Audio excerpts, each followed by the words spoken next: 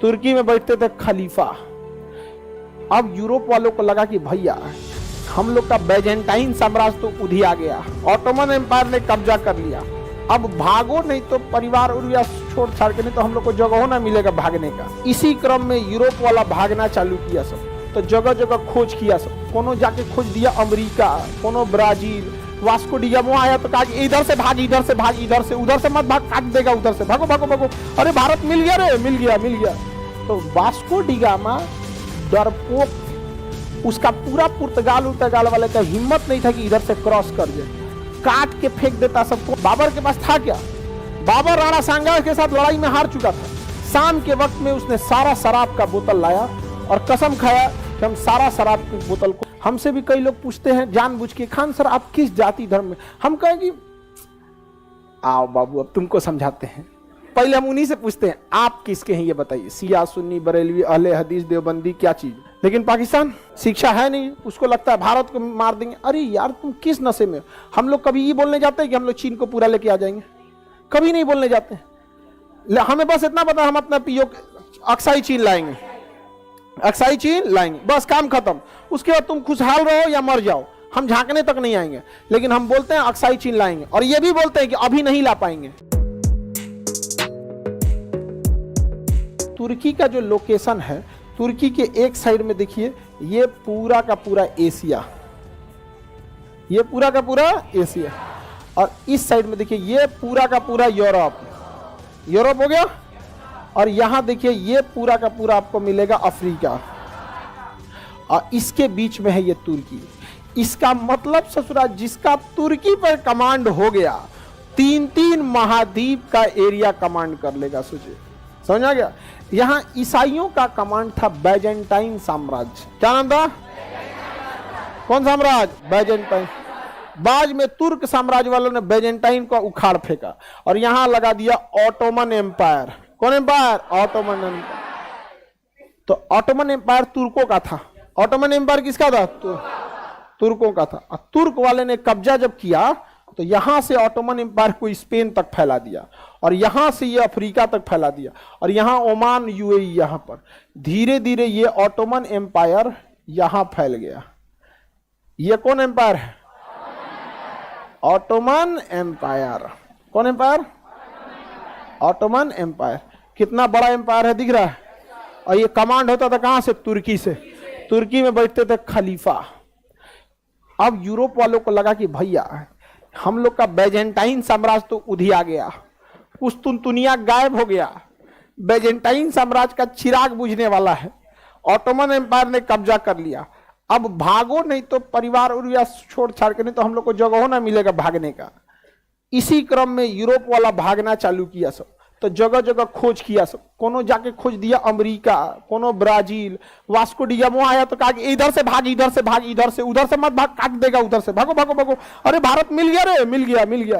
तो Vasco da Gama डरपोक थे, उसका पूरा पुर्तगाल वाले का हिम्मत नहीं था कि इधर से क्रॉस कर जाए, काट के फेंक देता सब। कौन वाला? ऑटोमन साम्राज्य। तो भारत की खोज वास्को डिगामा नहीं किए, डेरा के भागल थे। समुंदर के रास्ते पहुंचने का रास्ता मिल गया उनको।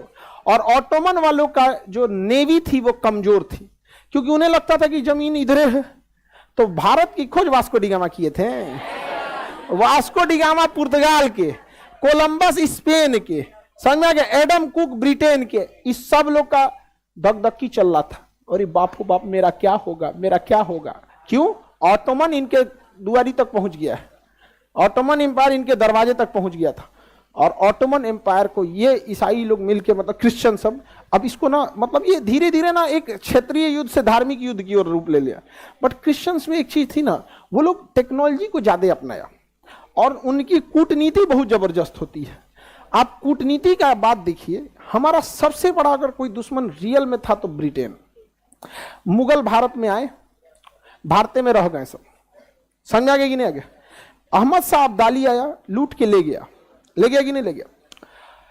और ये आप दिमाग में बैठा के रखिए कि युद्ध होगा तो जानहानि की हानि होगी। जितना मुगल नहीं काटा, उससे ज्यादा अशोक कलिंग में काट दिया कि नहीं काट दिया? तो अब ये कोई कल्पना करे कि हमारे ऊपर हमला भी हो और कोई मरेबो नहीं करे।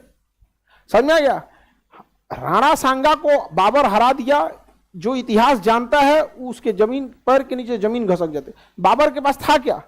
बाबर राणा सांगा के साथ लड़ाई में हार चुका था। शाम के वक्त में उसने सारा शराब का बोतल लाया और कसम खाया कि हम सारा शराब की बोतल को, आज से शराब नहीं, जैसे आप लोग कभी कभी नहीं होते, एग्जाम पास आ जाता है तो भगवान से मानते हैं भगवान पास करा, तो कसम खा तो अब से उसका नंबर डिलीट कर देंगे, हम बतियाएंगे नहीं। कसम खाते हैं आप लोग? नहीं खाते हैं? अच्छा, ऐसे भगवान से कुछ कुछ मन्नत मांगते हैं, काम शराब छोड़ देंगे। इस्लाम में शराब पीना हराम है, लेकिन लोग पीते हैं। तो बहुत सारे चीज, किस धर्म में मर्डर करना अलाउ है? किसी में नहीं है, करता है जिसको करना है। समझ में आ गया कि नहीं? तो उसमें स्ट्रिक्टली मना है इस्लाम धर्म में। उसने भगवान को कहा कि देखिए आप मना किए थे ना, हम छोड़ देते हैं। और उसकी सेना टूट चुकी थी बाबर की। बाबर अपनी सेना को बुलाया सामने और कहा याद करो अपनी जमीन फरगाना, क्या करने लौटोगे? अगर यहां से लौटो वही सूखी रोटी मिलेगी, वही बंजर पहाड़ मिलेगा, वही तुम्हारे ऊपर छत नहीं मिलेगी, उस गरीबी में जियोगे यहां, या यहां मरोगे कि अगर जीत गए तो पूरी दुनिया तुम्हें सोने की चिड़िया में मिल जाएगी। यहां पर उसकी सेना कहा कि बात सही बोल रहा है बाबर, वो फरगाना में ससुरा कुछ नहीं है, अफगानिस्तान आज ले ससुरा अफगानिस्तान में कुछ नहीं है।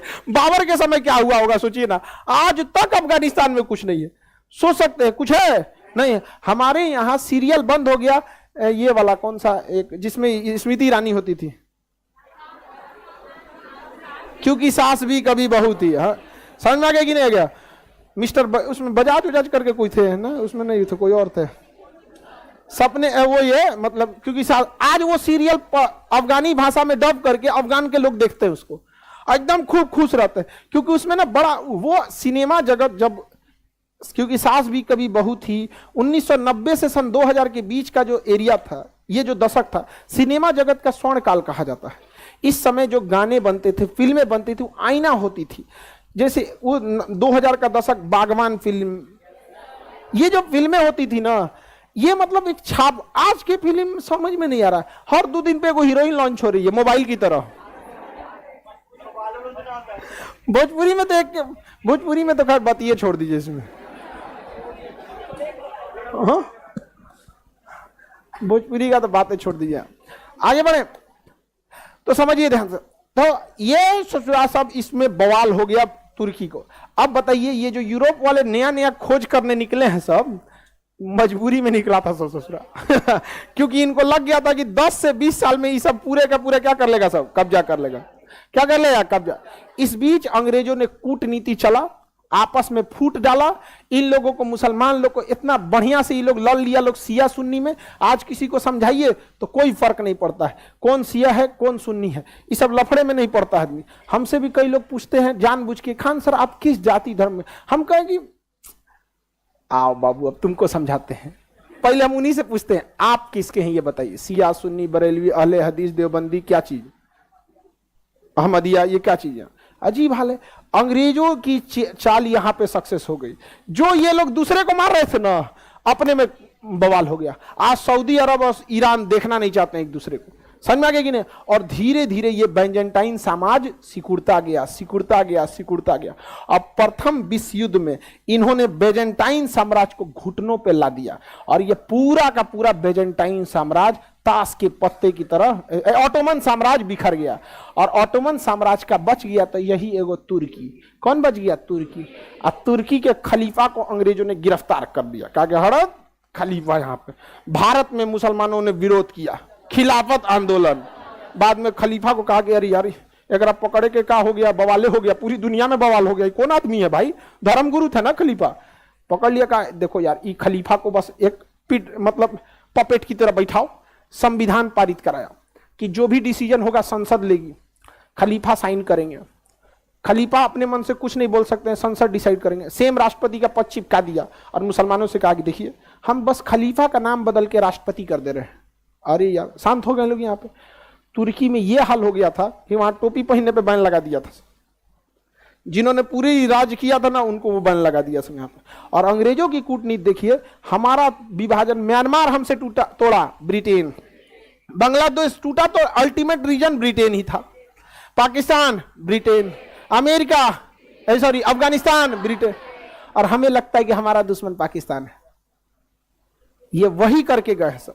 हमेशा अंग्रेज जहां जाते हैं अपने हटने से पहले आपका एक नया दुश्मन कर देते हैं और फिर आप ही को कहते हैं मारो उसको, मारो उसको। समझ में आ गया? ब्रिटेन ने हमें जहाज दिया जगुआर, ब्रिटेन ने हमें नौसेना का विक्रांत जहाज, पहला जो हम लोग का जगह जहाज था ना विक्रांत, ब्रिटेन से खरीद किया था सेकेंड हैंड, INS HMS हरकुलियस नाम था उसका। विभाजन किया वही, अकाल लो पैसा लो पैसा लो, हथियार लो मारो, और चाहिए और पैसा लो, कम है जी, लो अच्छा ठीक है मारो मारो और मारो। अब ब्रिटेन अमेरिका से कहेगा मार हो रहा है, पाकिस्तान मर जाएगा तो हथियारवा कैसे बिकेगा? एक काम कीजिए आप हथियारवा पाकिस्तान को दीजिए, तो पाकिस्तान को कहेगा हथियार चाहिए, लो 7वां बेड़ा, धाए धाए। समझ में गया? जब तक अंधेरा रहेगा टॉर्च बिकते रहेगा। समझ में आ रहा है कि नहीं आ रहा है? हम लोग हम कहेगा बार बार बोलते हैं अखंड भारत, पैसे बच जाएगा हथियार का, नहीं बचेगा, हम लोग के हथियार का पैसा बचेगा और पाकिस्तान के लोगों को अच्छी अच्छी शिक्षा मिलेगी, खाने को रोटी चावल आटा सब टाइम से मिलेगा, नहीं मिलेगा? चलिए आगे बढ़े। तुर्की समझ में आ रहा है? बेजेंटाइन साम्राज्य समझ में आ रहा है? और हम लोग अभी खेल रहे हैं यूपी बिहार, यूपी बिहार, समझ में गया? हम भारत वाले अभी खेल रहे हैं यहाँ पे कावेरी नदी का पानी तमिलनाडु की कर्नाटक, अरे ससुरा पूरी दुनिया को तोड़ रहा है सब, अभी हम लोग नदी नहीं जोड़ पाए। समझ में आ गया कि नहीं आ गया? सोच सकते हैं कितना तांडव करके गया था सब यहाँ पे। तुर्की समझ में आ गया? खूब तो बेवकूफ बनाया इन लोग को। आज मुसलमान लोग का परमानेंट इलाज करके चल गया सब, सिया सुन्नी परमानेंट इलाज कर दिया। उसके बाद कहते ये क्या है? समझ में आ गया? एगो सिया का साथ देगा, एगो सुन्नी का साथ देगा, सेम वैसे एगो भारत का साथ देगा, एगो पाकिस्तान का साथ देगा, और दोनों मिल के हथियार बनाएगा सब। ब्रिटेन और अमेरिका मिल के हथियार बनाएगा सब, एगो देगा भारत को, एगो हम लोग हैं खेल रहे हैं। अब हम तो समझदार भी हैं, हम लोगों ने हथियारों पे खर्चा कम किया, लेकिन पाकिस्तान शिक्षा है नहीं, उसको लगता है भारत को मार देंगे। अरे यार तुम किस नशे में हो? हम लोग कभी ये बोलने जाते हैं कि हम लोग चीन को पूरा लेके आ जाएंगे? कभी नहीं बोलने जाते हैं। हमें बस इतना पता हम अपना पीओ अक्साई चीन लाएंगे, अक्साई चीन लाएंगे, बस काम खत्म। उसके बाद तुम खुशहाल रहो या मर जाओ, हम झांकने तक नहीं आएंगे, लेकिन हम बोलते हैं अक्साई चीन लाएंगे, और ये भी बोलते हैं कि अभी नहीं ला पाएंगे, लेकिन हम लोग उसके लिए पूरा प्रयासरत है, रणनीति तैयार कर रहे हैं, एक समय आएगा आएगा। समझ में आ गया? किसी को हर चीज के विकास का एक चरम होता है। चाइना अपने विकास के चरम पर पहुंच गया है और अब हम विकास के रास्ते पे हैं। चाइना चाहता है इसको लात मार दो कि रुक जाएगा, हम लोग कहते तन सब पीछे ही हट जाए। जब विकास हम कर लेंगे तब आप अपने ढलान पे होंगे, तब हम अपने उफान पे होंगे, तब ना कूच दे तब कहिएगा बिहारी ना आदमी।